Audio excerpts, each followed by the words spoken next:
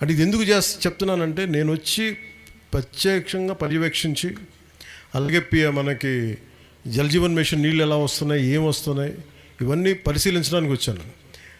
ఇది మీకు భరోసా ఏం కల్పిస్తుంటే, ఇక్కడ సమస్యలన్నీ రాత్రికి రాత్రి తీరవు. ఇవన్నీ కష్టపడి నిలబడి తీర్చే సమస్యలు ఇవన్నీ.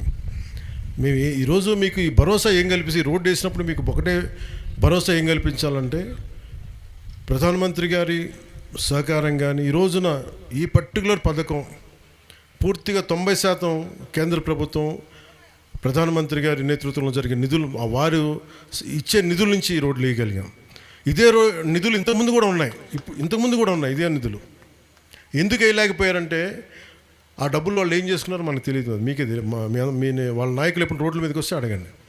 మనం అదే నిధుల్ని మళ్లించకుండా, ఇది మన పర్టికులర్లీ పీవీటీజీ గ్రూప్స్కి ఇవ్వాలి, వారి అభివృద్ధికి తోడ్పడాలన్న